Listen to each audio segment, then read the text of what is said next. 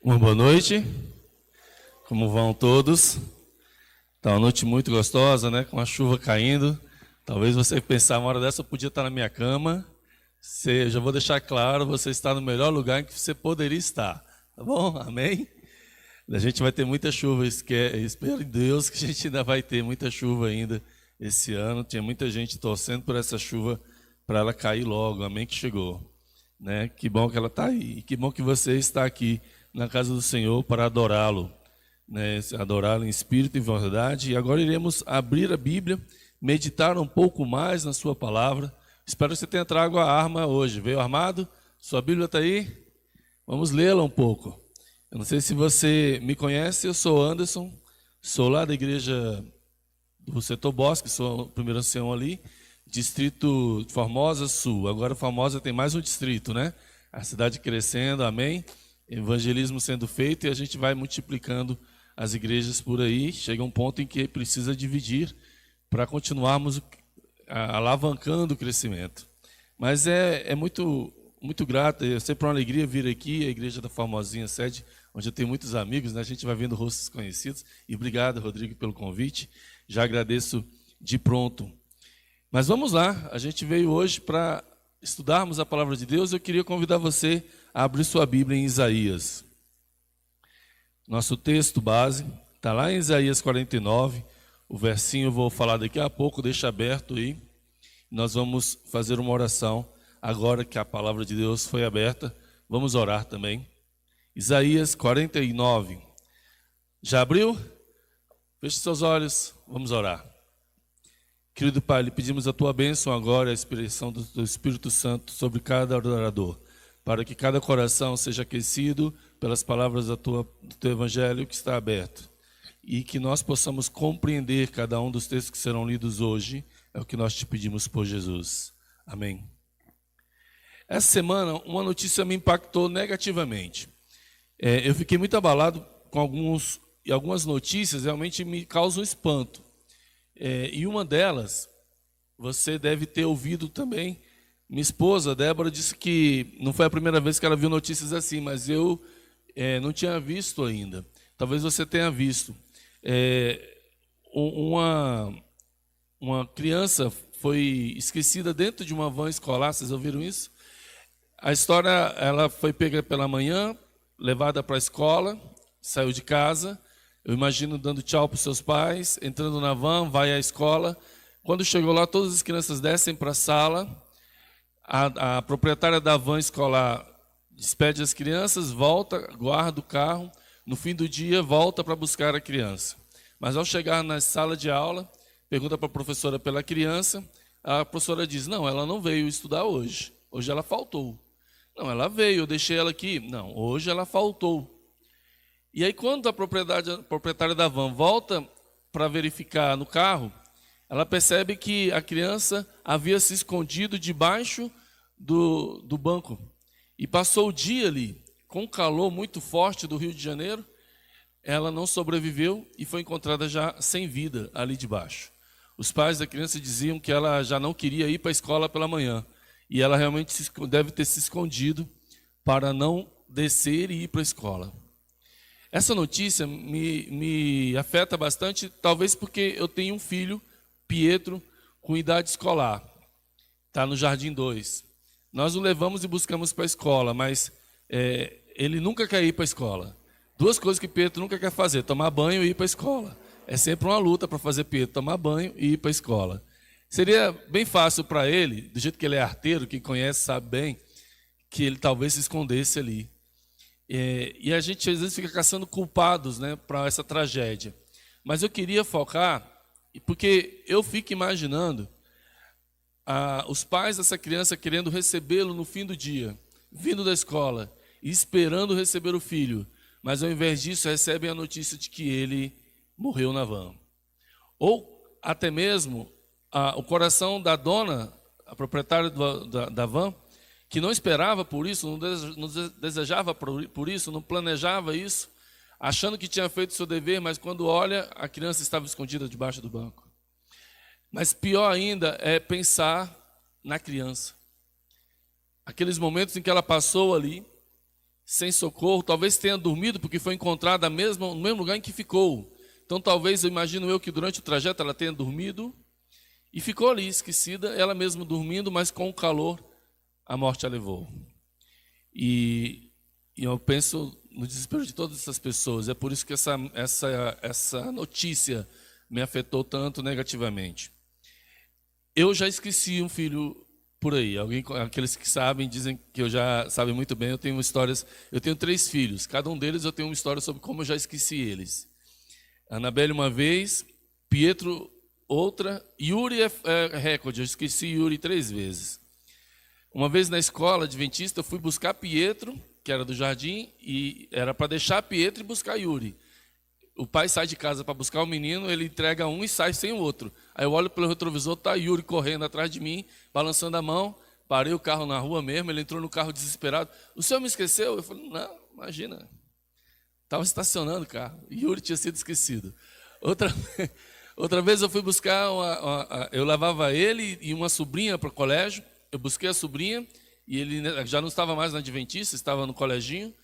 Ao voltar, peguei a Cauane, minha sobrinha, voltando para casa, cantarolando algumas músicas, passei pelo coleginho, a Cauane falou assim, você não vai pegar a Yuri hoje? Novamente, Yuri esquecido na escola. Mas a vez que me marca mais foi quando Yuri foi esquecido na igreja. Acabou o culto de domingo. Eu tinha pregado, eu tinha feito louvor, na verdade, cantei ao final, terminamos, cumprimentei os irmãos, saí, fechamos a igreja, eu estou lá à porta, um diácono chega, irmão, eu estava trancando a igreja, o senhor não está esquecendo nada não? Não, o Yuri está deitado no banco da igreja. Yuri era pequeno na época. Mas aí, irmãos, ele está salvo, né? Eu esqueci na igreja, estava salvo. Né? Os diáconos me se encarregariam de cuidar. Olha o zelo dos nossos diáconos. Ainda bem que eles olharam, né, irmão? Imagina você fecha tudo, tranca e deixa para o pai. É complicado. Olha, eu não queria... talvez tenha aqui algum outro pai que já tenha esquecido os filhos. Se tiver, levanta a mão para que eu não fique sozinho, tá, nessa história de esquecer os filhos. Mas se eu procurar por uma mãe que tenha esquecido o filho, acho que eu não vou encontrar, né? Há aqui alguma mãe que já esqueceu um filho por aí? Acho que não. A Bíblia fala sobre isso e o texto que a gente vai ler agora é conhecido dos irmãos e trata sobre o assunto. O que diz Isaías 49, em seu verso 15 em diante, diz assim, haverá mãe que possa esquecer seu bebê que ainda mama? Será que existe uma mãe assim que possa esquecer o seu bebê que ainda mama? Não é aceitável, não é comum que uma mãe esqueça um bebê que ainda amamenta. E aí o verso continua, ou não, uma mãe que não tenha compaixão do filho que gerou. Que mãe terrível seria essa, né? Que não tem compaixão pelo filho. Será que uma mãe assim existe? Mas o texto diz, ainda, embora ela possa esquecê-lo, eu não me esquecerei de você. Essa é a promessa. Ainda que uma mãe venha se esquecer do seu filho, eu não me esquecerei de ti. Essa é a promessa de Deus a você hoje, amém? Você não será esquecido por Deus. Você não será esquecido e entregue à morte. Você jamais será esquecido por Ele. Você não é confundido por Ele. Ele sabe quem é você e Ele te chama pelo seu nome. Para Deus você não é um número. Para Deus você não é mais alguém na multidão. Ele sabe quem é você. Ele sabe quantos cabelos tem na sua cabeça. No meu caso é muito fácil. No seu talvez mais difícil. Mas Deus sabe. Ele te identifica. Ele sabe o que você passou hoje. Ele sabe como você acordou. Ele sabe o que você está pensando antes mesmo de você falar. Ele te conhece. Esse é Deus. Essa é a promessa. E essa promessa, ela não só é verdadeira, mas ela acalma a alma e nos acalenta nesse tempo e nesse mundo em que tantas pessoas estão solitárias, tantas pessoas vivem num vazio, quantas pessoas às vezes passam o dia inteiro sem conversar e compartilhar nada com ninguém, seja com um amigo, um companheiro ou alguém conhecido ou desconhecido, ela passou o dia só, mas Deus não esquece de você. Agora, É possível que uma mãe se esqueça do filho. É possível. Não que seja normal, mas é possível. A própria Bíblia relata um caso em que ninguém menos que Maria, mãe de Jesus, esqueceu Jesus. Claro, ela não estava só, a culpa não era só dela, José também estava. Os dois esqueceram Jesus. Conhece essa história? Lembra dela? Lucas 2. Vamos dar uma ida lá? Vamos relembrar essa história de Lucas 2.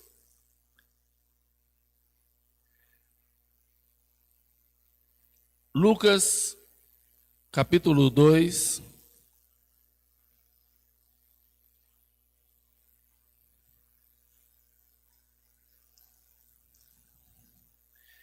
Verso 43 em diante.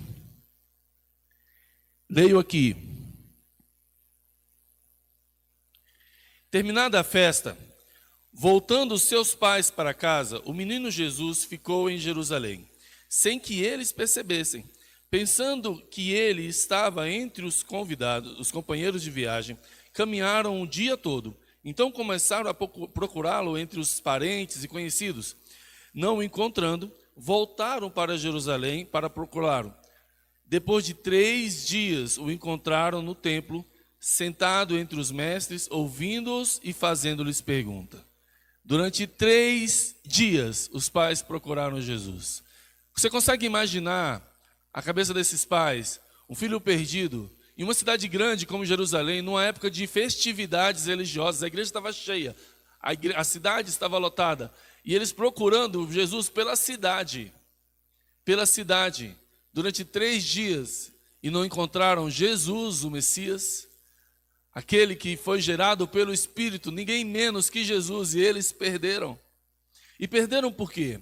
Porque estavam envolvidos com outras coisas, com as festividades, os afazeres pessoais, as questões religiosas, não importa. O filho foi esquecido. Por que esse fato é importante? Não só porque ele confirma aquilo que ele responde à pergunta feita por Isaías 49. Não só por isso. Uma mãe pode sim esquecer o seu filho, está aqui na Bíblia provado. Mas não só por isso é importante. Nos alerta que nós temos que ter uma atenção muito especial aos nossos filhos. Nós não podemos deixá-los ao acaso. Nós não podemos achar que alguém está cuidando dele. Era o que fizeram aqui. Eles pensaram, não, a vida cuida. Deve ter um parente olhando por ele. Hoje em dia, as crianças são deixadas aos cuidados da professora, são deixadas aos cuidados do rapaz da van, e até aí pelo menos são pessoas zelosas. Mas sabe o que me preocupa? Quando as crianças são deixadas aos cuidados do YouTube, aos cuidados do TikTok, aos cuidados da TV, e você pensa, alguém está cuidando, ninguém está cuidando. É preciso ter a presença paterna, a presença materna próxima. Ele precisa da tua atenção. Você não pode deixar que as coisas do seu dia a dia te afastem dele. É claro que nós não temos que colocá-los numa redoma de vidro, passar o dia todo olhando, nem tem como. Mas você tem que marcar presença de qualidade com os teus filhos. Essa é uma parte importante. E olha, um outro detalhe. Às vezes, até as questões religiosas tendem a nos afastar de algumas, vamos dizer assim, deveres, mas também prazeres da vida paterna e materna. Nós não devemos nos confundir com isso. Temos que dar espaço para esse relacionamento florescer, regando cada dia o seu contato pessoal com o seu filho, não deixando que a televisão, a internet ou pessoas desconhecidas cumpram um papel que é do pai e da mãe. Aqui uma outra lição dessa história. Ellen White, em um livro Desejado de Todas as Nações, eu trouxe para ler, mas esse trecho eu não vou ler agora. Mas nesse livro, ela narrando essa história, ela diz que nós, Maria e José, perderam Jesus por 3 dias. Nós não podemos nos dar o luxo de ficar sem Jesus Cristo um dia sequer, amém? Nem por um dia você pode se dar o luxo de perder Jesus. E se eu estou falando para alguém que há mais de um dia talvez já não tenha contato, já tenha se perdido de Jesus, talvez eu esteja falando para alguém que já há um bom tempo, mais do que 3 dias, já se esqueceu de quem é Cristo, já não está mais na companhia de Jesus. Se eu estou falando a alguém assim, lembre-se do que fiz Maria e José. Quando eles perceberam que perderam Jesus, aonde eles foram procurá-lo? No templo. É aqui na igreja que você conseguirá reencontrar Jesus se você perdeu, amém?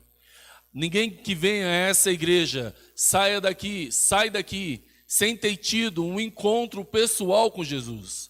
Você que talvez tenha perdido ele durante um dia inteiro, ou por mais tempo que isso, se você quer reencontrar Jesus, você o fará aqui nesta igreja.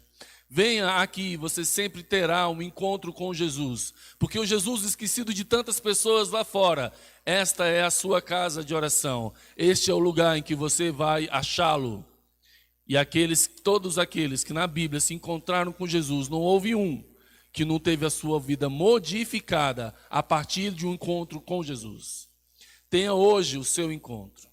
Mas agora, eu queria confirmar com você essa promessa.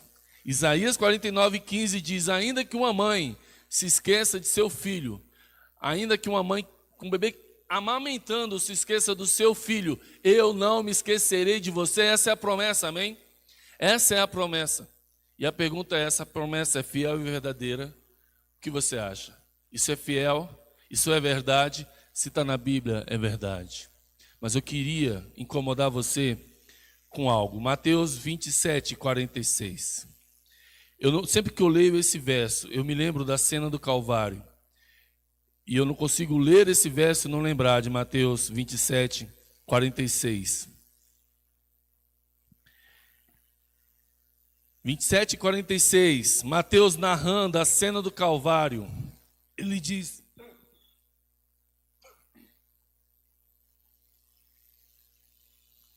que bom que tem aqui, senão vai embora a voz. Quando engasga assim, trava, né? Mateus diz assim, narrando a cena do Calvário: por volta das 3 horas da tarde, Jesus bradou em alta voz: Eloi, Eloi, lama sabachthani, que significa: Deus meu, por que me abandonastes? E o que essa história tem a ver com aquilo que estamos estudando hoje? Jesus Cristo, o Filho de Deus, o Messias enviado, está na cruz, passando o seu pior momento, um sofrimento que já era sentido desde o Getsemane, agora no Calvário, ali na cruz, ele diz: Deus meu, por que me abandonastes? E essa história confronta Isaías 49, porque Isaías diz que Deus não se esquecerá de você, mas você pode pensar: e o seu filho, Jesus, que na cruz disse: por que me abandonaste, Senhor? Como explicar a narrativa de Mateus à luz de Isaías 49? Sabendo nós que a Bíblia só fala a verdade e todos os seus versos, não há contradição em nenhum deles. Como vamos explicar Isaías 49 à luz da narrativa bíblica do Calvário? Eu te esclareço alguns pontos que talvez vai fazer você clarear um pouco. Isaías nos ajuda a entender. Isaías também nos ajuda a entender. Mas você talvez já tenha passado pela experiência daquele pecador que quando peca, ele não quer orar, porque ele pensa: Deus não vai ouvir minha oração. Esse pecador, quando está em pecado e se sente afastado de Deus, porque os seus pecados fazem separação entre mim e ti, diz Isaías. Os pecados fazem separação entre nós e Deus. Jesus Cristo, um cordeiro puro, sem pecado, sem mácula, mas que ali, naquela cruz, carregou os pecados de todos nós. Ele sabe, ele soube, ele sentiu o que é o peso da separação entre o pecado. A separação que o pecado causa entre mim e Deus. Mas ele não sentiu por um pecado, ele sentiu pelo pecado de todos. E nem eram seus pecados, eram os meus pecados, os seus pecados. Eles separavam Jesus Cristo de Deus. E a separação era tão tremenda. Ellen White diz que Jesus não tinha nem mesmo como saber, embora fosse onisciente, 100% Deus. Ali, naquele momento, 100% humano, ele não tinha como saber, ter a certeza da ressurreição. Tamanho era a dor da separação. Algo que ele jamais tinha sentido. Jesus tinha uma companhia, sentia a companhia do Espírito Santo e de Deus, o Pai, presente com ele em todo o momento. E nunca na sua vida ele tinha sentido uma separação do Pai. E ele sente agora, por causa do peso do nosso pecado sobre ele. Ele então grita na cruz: Deus meu, por que me desamparastes? Quando o pecador está após o pecado, Satanás, aquele que o tentou, que o levou a pecar, joga na sua cara: você foi longe demais. Deus não vai ouvir você. Deus não ouve a sua oração. E a gente às vezes é enganado, achando que a gente realmente foi muito longe, não tem retorno. E o que a Bíblia mostra é que nós nunca estamos tão distante de Deus assim. A distância que o pecado causa entre nós e Deus, ela está ao alcance de uma oração. Uma oração por perdão é o que basta para que Deus dê um chute na parede de tijolos de pecado e atravesse essa parede para ir resgatar o pecador que clamou por ele. Amém? Aqui, a gente ainda consegue, talvez, entender por que Jesus clamou isso e como isso combina com Isaías 49. Mas eu ainda quero levar você a Isaías 53, 3 e 4. Voltemos a Isaías. Há poucos versos que eu ainda quero ler e estão lá. Então leiamos Isaías e vamos ficar com ele um pouco. Isaías 53.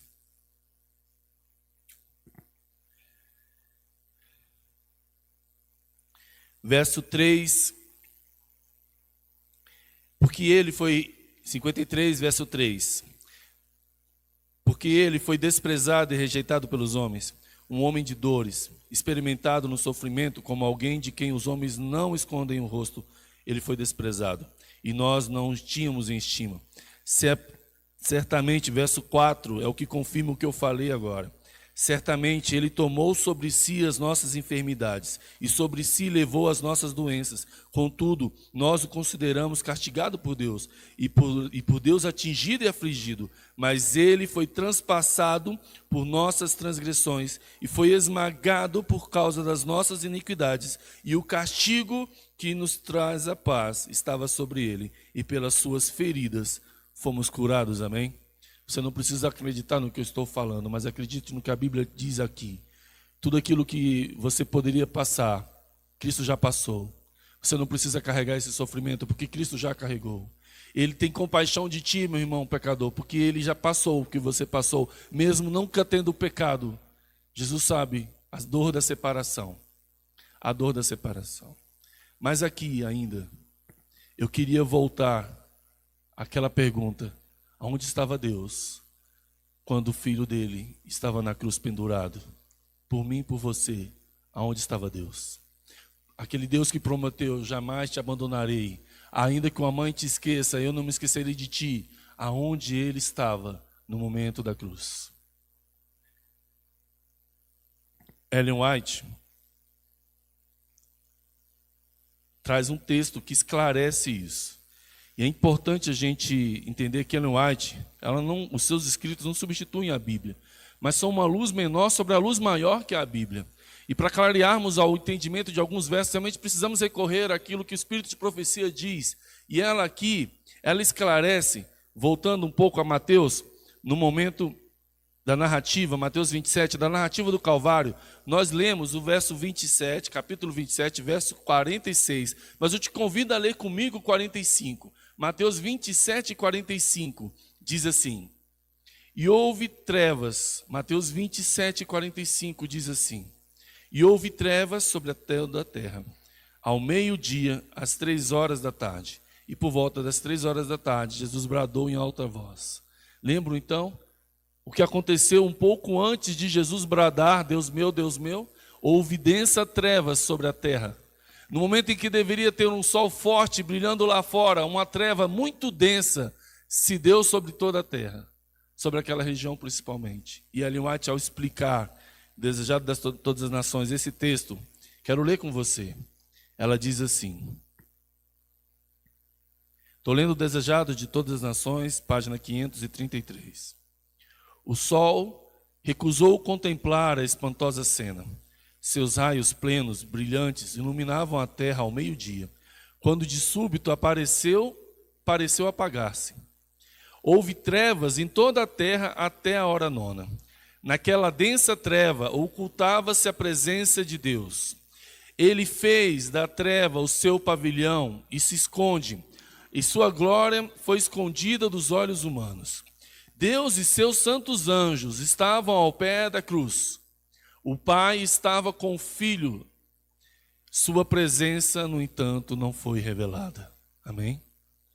Ellen White explica um pouco mais nesse capítulo, mas é uma parte importante para a gente. E a pergunta agora é respondida. Onde estava Deus quando o seu Filho estava na cruz? Deus o Pai estava ao pé da cruz. O que diz Isaías 49? Eu não me esquecerei de ti, eu não te abandono jamais, não importa que tempestades têm estado sobre a sua vida. Eu não sei se você agora está passando pelo seu Getsemane pessoal, pelo seu calvário na vida pessoal. Você tem que saber, você pode até achar que pela presença do pecado na tua vida, você está distante demais de Deus, mas Deus não está distante de você. Ele não se separa do pecador, ele se aproxima do pecador, ele está ao pé da cruz, esperando você clamar. E quando Jesus Cristo clamou, Deus meu, onde está tu? Por que me abandonastes? Onde estava Deus? Ao pé da cruz. Ao pé da cruz. Naquelas densas trevas, é lá que Jesus está. Não importa, não há um local em que Deus não possa te alcançar, meu irmão. Deus vai te alcançar se você bradar por Ele. Deus, o poderoso, o onisciente, onipresente, Ele te alcança onde você estiver. Amém? Você nunca está longe demais do braço do Senhor. Tem ainda um texto que eu queria ler com você. Falei que a gente queria falar um pouquinho mais sobre Isaías. Só mais 2 textos de Isaías. 59, pelo menos. Isaías 59.